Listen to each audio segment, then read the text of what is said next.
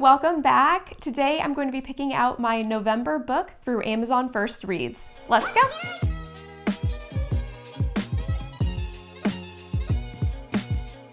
Okay, so for Amazon, if you're a Prime member, you get to participate in what they call First Reads, so they have editors pick out new release books that are coming out, and you get to pick from a list of them one to read free. And all of the books that are released, so they're being released in the month of November, they are not coming out until the month of December. So you get a free book and you get to read it before it even gets released. Okay, so here are this month's picks. So it looks like we have a mystery. Not huge on mystery books, so I don't know if I'll be picking this one. Let's see. Okay, so this one's about a murder victim is left with a strange markings on his body at a ritualistic crime scene. That kind of makes me think of the Da Vinci Code. I did read that one a long time ago, and it was interesting.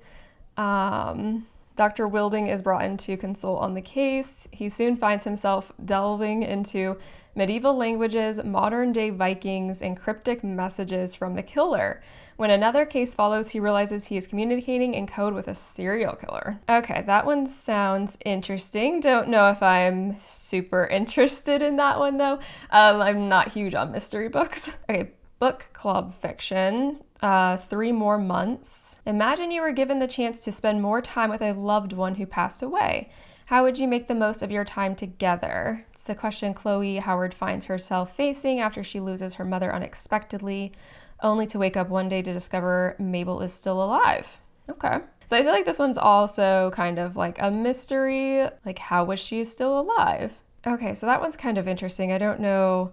Curious to see how she does the mother dying, I'm assuming, and then her discovering that she wasn't actually alive. I wonder if they didn't live close or something. Okay, so that one sounds pretty good. Domestic suspense, Into the Sound. Okay, so this one looks like it's a dramatic story about the bonds of siblings. Holly and Vivian forged into their deep connection while being raised by an emotionally absent and psychologically twisted mother and feckless father.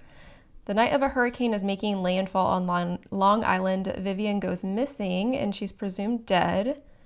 After some initial investigating, a lot of these are focused on dying and then coming back, or so the first one's about a serial killer, and then the second one is about her thinking that her mom died and then she came back and then they have more time together. And then this one we also think that the sister is dead. So there's kind of a theme this month, it looks like. So Holly is certain that Vivian's life was in danger long before the storm surge, and she won't stop until she finds her alive and well. Okay, so yeah, this one's a suspense one. Kind of like with mysteries, the suspense is kind of a mystery. Again, not huge into those. Okay, moving on. So we have a historical fiction, The Last Rose of Shanghai. Okay, so this is a World War II era novel. Okay, so it's focused on Japanese-occupied Shanghai, brings to life a little-known history of Jewish refugees desperately seeking shelter in the city. That's an interesting other side to World War II. I don't feel like there are very many novels that are based in Japan when it comes to World War II. So that's pretty cool. I don't feel like I see that very often. I see a lot of World War II based books, but not specifically based in Japan. Okay, so it also looks like there's a bit of a love story. So it's set against this backdrop where you see a heart-wrenching love story play out. Wealthy young Chinese woman and earnest Jewish jazz player hopelessly fall in love. I kind of like that. I like romance in my books. I feel like if there's not romance in the book, then I have a hard time being invested. Okay, so moving on. This one's a memoir by Rachel Gotto, Flying on the Inside, a memoir of trauma and recovery. Rachel first lost her brother and then her husband when she was pregnant, before being diagnosed with an inoperable brain tumor. Anybody could be forgiven for letting that defeat them. This one sounds sad. She got determined not to live but to thrive, and how she got to that point from finding peace and purpose at sea to practicing compassion in her community to developing a new sense of adventure is at the heart of this book. Wow, that sounds really sad. I don't know if I it sounds like a very, very interesting memoir, but I don't really want to read something that's going to make me cry, and I feel like that's definitely going to make me cry. Okay, next we have a literary fiction. Okay, so this captivating love story pulls you in with an immediately fated feel. Two people whose lives are divided by a gulf of wealth, age, community, fall for each other, ultimately drawn together by the crush of society's expectations. It's a modern take on a classic story built on the foundation of the tragic tales like Romeo and Juliet. So it's like a forbidden love. The love between Rashid and Rachel will not disappoint. Okay, it burns hot and fast. But Jerry McGill also takes time to build the vibrant worlds of the surrounding of the two lovers. Set in New York City in the early aughts, Stuy follows a pair who live just a handful of miles apart but might as well exist in different universes. So that's kind of interesting, like forbidden lovers. That's a good option. I kind of like that. Really like the cover art too. That looks really nice. Okay, so contemporary romance. Oh, see, I like contemporary romances. I love romance books. Okay, Read Between the Lines by Rachel Lacey. Okay, so it looks like this book is described as swoony, Rosie and Jane's love story, but who could resist a combination of New York in the fall, a bookshop that feels like home, the hijinks of mistaken identities, and of course the two heroines who are absolutely meant to be together. That sounds pretty cute. I like that. I like the New York setting. I like that it's like a fall setting since it's fall. I like the idea of something kind of getting me in the fall mood. At their best, romance novels leave you a little breathless, a little starry-eyed, and a lot hopeful that love like this must exist somewhere in the real world. And that's exactly what Rosie and Jane's story did for me. Read Between the Lines absolutely stole my heart, and I hope it finds its way into yours too. Okay, so that sounds pretty good. I like that. I'm always up for a good romance book. Okay, historical fantasy. What's the title? Innate Magic by Shannon Fay. Oh, this one's long. Okay. Fay's novel reimagines this period in English history beautifully. So this is based in the 1950s London. Okay, so the narrator, Paul, is a working class mage in a world where, it's magic.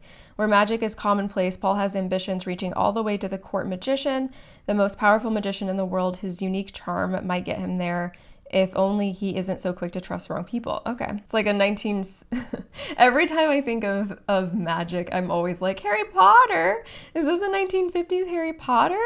Paul loves everyone and everyone loves him. The characters he encounters on his quest to gain the powers he thinks are necessary to improve his world either want to hug him or punch him for his naivety, often within the same moment. And as readers, we do too. Oh, but who doesn't want to be friends with somebody so genuine? Let your new friend Paul show you around. This one sounds kind of funny. It sounds kind of cute. Paul sounds interesting. It has like a hint of magic. I do like fantasy. It's historical fantasy, which is interesting. I've never really read like historical fantasy before. So that's kind of an interesting one. Okay, so that's it for like the novels. They do also have the option where you can get a children's picture book. I don't know what picture books look like on the Kindle, so that's kind of interesting. This one's Dancing with Daddy. I'm not going to get the picture book, but it looks good. It looks like something about a father-daughter dance. So that's kind of cool that they also do like a children's book as well, if there's not any of like the novels that look good. So we have definitely some mystery, some suspense, multiple books about dead people kind of. So the first is like a serial killer, and then like missing persons almost. Not super into things like that, so I'll probably skip those. I am interested in the love story, but since there is a love story that is contemporary romance, I have to go with that one because I am just like a sucker for contemporary romance. If I see one, I'm like, oh, that's probably going to be good. I'm going to pick that one. And hopefully it's good. I know that these books all come out in December. So it's pretty cool that you get them like an entire month before they're actually released. So you can kind of get like a first read when it comes to them. So that's pretty cool. So I'll get that one and I'll see how it is. Hopefully it's good. Really looking forward to reading it and kind of getting into like the fall mode since it's like based in fall in New York. So I kind of love that idea. So there are all the books that Amazon is offering this month for their First Reads program. Let me know in the comments below if you take advantage of this and which book you're planning on choosing. But thanks for watching, and we'll see you next time. Bye!